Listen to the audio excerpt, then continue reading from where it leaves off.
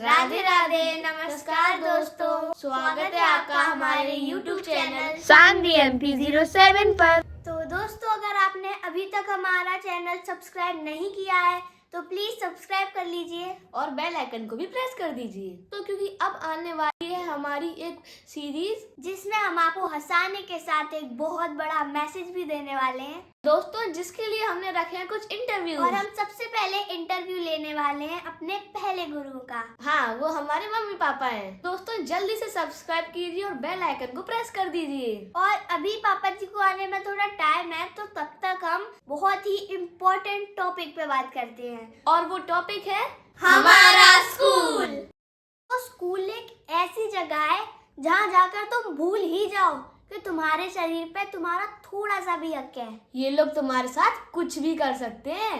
ये एक ऐसा कैद खाना है जहाँ के नियम, कायदे, कानून कुछ अलग ही होते हैं। यहाँ के कैदी खुद आते हैं अपना बस्ता उठा के दिहाड़ी करने के लिए। कई माँ बाप तो अपने बच्चे को खुद इस जेल में फेंक के जाते हैं ताकि उनका बच्चा एक सक्सेसफुल दिहाड़ बन सके। और हम अपनी दिहाड़ी करने वैन से जाते हैं। और हमारे वैन वाले ड्राइवर का नाम है भैया जी। और हमारी वैन का नाम है मैजिक, जिसका हर दूसरे दिन तो टायर पंचर हो जाता है। बच्चे स्कूल जाके पढ़ना सीखे ना सीखे, टायर पंचर बनाना जरूर सीख जाएंगे। लेकिन भैया जी से हमारा अलग अटैचमेंट है। उनसे हमें दिल से नफरत है। ये आदमी सुबह 5 बजे आके हमारे घर के बाहर हॉर्न बजा रहा है, जबकि हमारे स्कूल 9 बजे के हैं। सुबह सबसे पहले ये आदमी हमें लेके जाता है। उसके बाद फिर 3-4 घंटे हम शहर भ्रमण पे निकलते हैं। शहर के आखिरी कोने में से बच्चे उठा के लाता है ये आदमी। जहाँ वैन पहुँच भी नहीं सकती, वहाँ कुदा कुदा के वैन लेके जाता है। और फिर टायर पंचर हो जाता है। शाम होते ही फिर ये बच्चों को वापस अपने अपने घर फेंक के आ रहे हैं। जिंदगी बर्बाद कर दी है भैया जी ने हमारी। सुबह सबसे पहले हमें लेके जाएंगे और सबसे आखिरी में छोड़ेंगे, लेकिन फिर भी हम उसी वैन में जाते हैं। और 3 घंटे शहर भ्रमण करने के बाद हम जैसे तैसे कैद खाना पहुँचते हैं। और 5 बजे निकलने के बाद भी हम वहाँ लेट पहुँच रहे हैं। तो स्कूल की शुरुआत होती है प्रेयर से। और प्रेयर में कुछ ऐसे लोग होते हैं जो सिर्फ मुंह हिलाते हैं, और उनसे भी कई लेजेंडरी लोग होते हैं जो मुंह भी नहीं हिला पाते, जैसे कि मैं। और हम वहाँ जाके देख रहे हैं कि 2 बच्चे पहले से ही सिके खड़े हैं, जिन्हें डॉन ने सेका है। हमारे स्कूल में टीचर्स को कोई उनके नाम से जानता ही नहीं है। उनकी हरकतों के अकॉर्डिंग टीचर्स को नाम दे रखे हैं हमने। डॉन हमारे स्कूल की इंचार्ज है, जिसका कद छोटा है और पेट मोटा है। और पता है आश्चर्य की बात क्या है? उसकी हाइट समय के साथ घट रही है। मतलब बढ़े ना बढ़े वो चलता है, उसकी कम हो रही है। Good morning ma'am.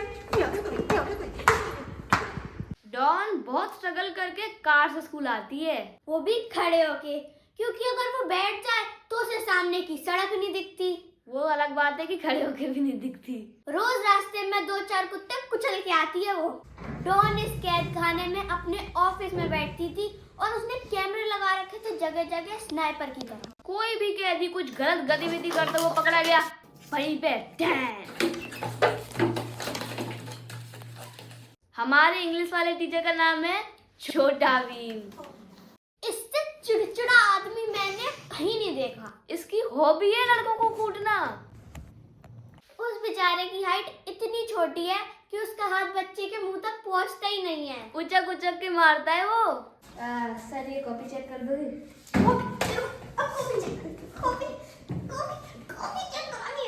तब भी वो बच्चे की कमर तक ही पहुंच पाता है।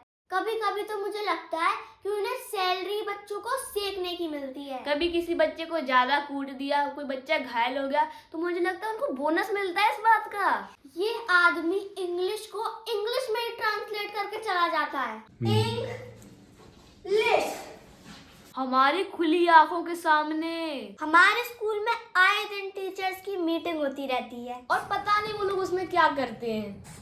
ये दरिंदा देख रही हो मैडम आप? सर, आप इसी दरिंदे ने फिसली भरी है, इसके चक्कर में हमारे खाने के लाले पड़े, इसी दरिंदे के चक्कर में। हमारी क्लास में पेन फाइट का सट्टा चलता है, जिसमें जो जीतता है सामने वाले का पेन उसका हो जाता है।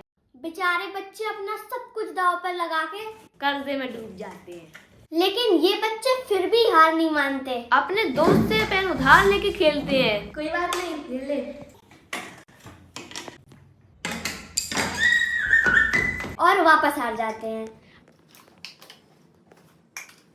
अब किसी के पास पोटलियां भर के पेन है और किसी के पास पेन ही नहीं है। पेन इस कैद खाने की करेंसी है। जिसके पास जितना महंगा पेन वो उतना रईस। यहाँ पे ब्लैक में पेन इधर उधर हो रहे हैं। कुछ बच्चों के पास होता है 5 रुपए वाला जीफी जेल, जिससे एक पन्ने पे लिखो और पिछले के 10 पन्नों तक छप जाए। और उससे भी कई गए बीते लोगों के पास होता है 3 रुपए वाला यूज एंड थ्रो पेन। उससे भी उनके अच्छी राइटिंग आ रही है। बहुत चिढ़ मचती है मुझे उनसे। और कुछ गिने चुने रईस लोग होते हैं जिनके पास होता है ट्राईमैक्स। हर बच्चे का सपना होता है कि उसके पास एक ट्राईमैक्स पेन हो और आसपास बहुत सारे बच्चे हो। बहुत रईस बच्चे ये अफोर्ड कर पाते हैं ट्राईमैक्स पेन। और वो पापड़े भी एक एक अक्षर लिखने के बाद उसकी इंक खोल के देखते हैं और पेन खत्म हो रही है, पेन खत्म हो रही है। एक बार हमारे स्कूल में एक रईस बच्चे की ट्राईमैक्स चोरी हो गई। इन लोगों ने पूरे कैद खाने के बच्चे लाइन से खड़े कर दिए हैं। पेन हमारी क्लास के बच्चे का खोया है और ये पूरे स्कूल की डेस्क चेकिंग कर रहे हैं। पूरा बैग खोलो, चोर। और पता है लास्ट में क्या पता चला? पेन वो लड़का अपने घर ही भूल गया है। पेन तो घर पे रह गई थी। हाँ सॉरी। ऐसे तो नमूने बच्चे हमारे स्कूल के। और टीचर उनसे भी गए भी थे।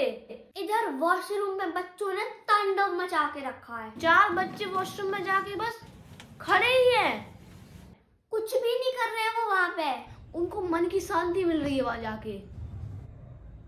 एक तो टीचर लोगों को पता नहीं क्या दिक्कत है बच्चों के वॉशरूम जाने से। क्यों? तुम्हारे घर की लैट्रिन थोड़ी है जो एक टाइम पे एक ही यूज कर सकता है। मान लो वो दोनों अगर वॉशरूम में मिल भी गए तो वो ज्यादा से ज्यादा क्या कर लेंगे? यार आज कुछ तो प्रोडक्टिव करते हैं। हाँ कुछ तो करते हैं। काम करिए, बल्ब निकाल ले। हाँ निकालो, फीस भरी अपन ने। हाँ निकालो। अगले दिन उन बच्चों ने सोचा कुछ तो प्रोडक्टिव करते हैं। अब ये लोग वॉशरूम में बोतल लेके गए और हाथों हाथ पानी पी के टॉयलेट कर रहे हैं। फीस भरी अपन ने। अपना स्कूल है। बच्चों को ये लग रहा है कि इनने स्कूल की फीस भर दी है तो इनने स्कूल खरीद लिया है। 10 बच्चे कॉरिडोर में छाती चौड़ी करके चल रहे हैं प्रिंसिपल के सामने। प्रिंसिपल को इग्नोर कर रहे हैं। ये हमारा स्कूल बिल्कुल भी सेफ नहीं है। यहाँ पे बाथरूम में चोरियां हो रही हैं। बल्ब चोरी कर लिया, अब कुछ नहीं बचा। तो हाँ, ये लोग नल ही उखाड़ के ले गए। नल कौन ले जाता है भाई? हमारे स्कूल के टीचर भी अलग ही चालू टाइप के हैं। पूरी क्लास के बच्चों ने हाथ खड़ा कर रखा है कि मैम मुझे मॉनिटर बनाओ, मैम मुझे मॉनिटर बनाओ। लेकिन फिर भी मैं कोने में छुपी बैठी हूँ, मुझे मत बनाना, लेकिन तब भी मुझे ही बनाया। लेकिन जब मैम को रियलाइज हुआ उनने किसे मॉनिटर बनाया है, तब उनने मुझे लात मार के मॉनिटर के पद पे से हटा। उसके बाद मैम ने इसे बनाया डस्टर मॉनिटर। वैसे ये भी बुरा काम नहीं होता, ये भी बहुत रिस्पॉन्सिबल ड्यूटी है। डस्टर मॉनिटर का काम होता है कि स्कूल खत्म होने के बाद डस्टर को अपने घर ले जाए और अगले दिन सही सलामत उस डस्टर को वापस लेकर आए। सिंपल। लेकिन इस रिस्पॉन्सिबल डस्टर मॉनिटर का काम बताऊं, इसको जिस दिन डस्टर घर ले जाने के लिए मिला उसके अगले ही दिन ये 1 हफ्ते की छुट्टी पे चली गई। बेचारे हमारी क्लास के बच्चों ने 1 हफ्ते तक बोर्ड पेपर उसे पहुंचा। और पता है जब ये वापस आई तब क्या हुआ? उसके बाद मैं उस डस्टर को कीचड़ में से होते हुए स्कूल ले गई सही सलामत। मैम ने इसमें सबसे पहले तो चाटा मारा, फिर कहा इसको धो के ला। मैंने उसे वॉशरूम ले जाके पूरा अच्छे से शिद्दत से धोया, उसकी आगे की गद्दी निकल गई। और ये वही लकड़ी उर्फ डस्टर मैम को ले जाके दे रही है, वो भी हंसते हुए। मैम ये लो डस्टर। हमारे स्कूल वाले हमें बसों में भर भर के मार्केट लेके जाते हैं और फिर हमसे कुछ इस तरह की हरकतें कराते हैं। बंद करो नशा मुक्ति, बंद करो नशा मुक्ति, बंद करो। अरे वाह बच्चों, नशा मुक्ति बंद करवा रहे हो। ठीक है, लगे रहो। बंद करो नशा मुक्ति बंद करो। तो दोस्तों पापा जी आ चुके हैं। और अगर अभी तक आपने हमारा यूट्यूब चैनल सब्सक्राइब नहीं किया है तो सब्सक्राइब कर दो, क्योंकि अब हम इंटरव्यू लेना चालू कर रहे हैं। तो दोस्तों, अब इंटरव्यू का पहला सवाल। क्यों पापा जी, आपको हमारी पढ़ाई लिखाई की थोड़ी बहुत चिंता होती है कि नहीं? वो पापा जी, ये सवाल इसलिए क्योंकि बहुत सारे कमेंट आते हैं ना कि बच्चों आप स्कूल कब जाते हो, बच्चों पढ़ाई पे थोड़ा ध्यान दे लो। तो हम अच्छा परफॉर्म कर पा रहे हैं, पढ़ाई पे सही से ध्यान दे पा रहे हैं कि नहीं? सच बताऊं तो बिल्कुल भी नहीं। पढ़ाई लिखाई की चिंता करनी है कि नहीं करनी है, ये तुम्हारा सब्जेक्ट है, मेरा सब्जेक्ट ये है ही नहीं। मेरा काम है तुम लोगों को पढ़ाई के महत्व के बारे में समझाना। इस वक्त जिस एज पर तुम लोग हो बच्चों, उस समय मेरी चिंता का विषय कुछ और है। अभी तक आप लोगों ने जो कुछ भी सीखा वो अपने घर से, परिवार से सीखा। अब आप सीखोगे समाज से। आपका जो आने वाला समाज है वो विस्तृत होगा, लोग उसमें बढ़ेंगे, लोगों को जानने पहचानने का दायरा बढ़ेगा। अब आप सब कुछ इस नए समाज से सीखेंगे। और बच्चे जब भी समाज से कुछ भी सीखते हैं ना, तो बहुत ही विकृत रूप से सीखते हैं। जो चिंता का मेरा विषय है वो बस तुम्हारे लिए यही है कि अभी तक हर समय में आपके साथ में मैं रहा, आपकी मम्मा रही, लेकिन अब आने वाले समय में आप कई सारे लोग आके शामिल होंगे। और ये जो समाज है ना, यहाँ अपना खासकर अगर बात करें अपने क्षेत्र के बारे में, आसपास का माहौल ऐसा है कि शाम को अगर पीने को शराब नहीं मिली तो साला गांजा ही पी लिया। और सामाजिक लोग ऐसे हैं कि जूस तो पिएंगे छुप के, बिल्कुल दुबक के, अकेले में जाके, और नशा करेंगे तो 4 लोगों को बुला के नशा करेंगे, क्योंकि हम अकेले क्यों मिटे, तुम भी मिटो ना आके। मेरा एक बिल्कुल क्लियर कॉन्सेप्ट है कि परिवार बनाता है और समाज मिटाता है। इस समाज ने ठेका ही ले रखा है लोगों को मिटाने का। इसका समाज का काम ही है ये। शराब सिगरेट पीना ये सब मैं तो तुम्हें सिखाऊंगा नहीं, ये तो तुम्हें अब आने वाला तुम्हारा समाज ही तो सिखाएगा। तुम्हारे यार दोस्त ही तो बोलेंगे कि अरे बदबू आ रही है, जूस मिला के पी लो, अरे एक बार में नाक बंद करके पी लो, है ना, 2 कस मार लो, धुआं की बदबू आ रही है, गुटखा खा लो। ये चीज़ें मैं थोड़ी सिखाऊंगा तुम्हें। लेकिन ये आने वाला समाज जो है ना, सर्किल, फ्रेंड सर्किल बनने वाला है, जो अब दायरा बढ़ने वाला है, ये लोग सिखाएंगे अब आपको। समय है अभिभावकों को बोलना पड़ेगा, क्योंकि बच्चे जब बाहर से कुछ भी चीज़ सीखते हैं ना, तो बहुत ही विकृत रूप से सीखते हैं सर। अभी तक भारतीय अभिभावकों ने, पेरेंट्सों ने जिन जिन बातों पर पर्दे डाले हैं, वही सारी चीज़ें आजकल खुल के निकल के सामने आ रही हैं। लव, नशा, है ना, अब सारी चीज़ें ऑनलाइन है, बच्चे सब कुछ ऑनलाइन देख रहे हैं। हमें क्या पता कि वो क्या देख रहे हैं, आप लोग क्या कर रहे हो मोबाइल में, क्या पता। मेरा काम है अब इस समय पर तुम लोगों को उस बारे में समझाना। स्कूल्स में क्लास 6th से ही एक सब्जेक्ट होना चाहिए, नशा। इसके दुष्प्रभाव क्या है, नशा क्यों नहीं करना चाहिए, नशा क्या है। मैं तो कहता हूँ इस नशा सब्जेक्ट पर पूरी एक क्लास होनी चाहिए। जो लोग आपको गलत रास्ते पर ले जाने वाले होते हैं या फिर आपका शोषण करने वाले होते हैं, वो लोग बहुत मृदु होते हैं, बहुत मीठा स्वभाव होता है उनका, बहुत प्यार से आपकी हाँ में हाँ मिला के आपकी तारीफें करके बात करते हैं। हमारा शोषण करने वाले लोग होते हैं ना, जो हमें गलत रास्ते पर ले जाने वाले लोग होते हैं, वो बहुत मीठा और ऐसे बोलेंगे कि अरे हाँ किसी को भी पता नहीं चलना, अरे कुछ नहीं होता, इससे तो अपन स्वैग बनता है और ये होता है। इस तरीके के लोग रहेंगे आगे के आने वाले समाज में। तो आपको समझना पड़ेगा इन चीज़ों को। अब भाई सिगरेट कंपनियों को मैं सलाम करता हूँ, सैल्यूट है भाई मेरा सिगरेट कंपनियों को। वो अपने, अब एक बात बताओ, अपन किसी के घर जाएंगे और कोई हमें एक गिलास पानी देगा और बोलेगा कि इसमें जहर है, अपन पिएंगे क्या? बताओ। सिगरेट कंपनियां अपने रैपर पे इतना बड़ा बड़ा छाप के देती हैं कि ये जहर है, फेफड़े छपे हुए हैं कि इससे कैंसर होता है, लेकिन फिर भी MSc PhD करने वाला लड़का सिगरेट के कस खींच रहा है और बोल रहा है दुनिया बड़ी खराब है।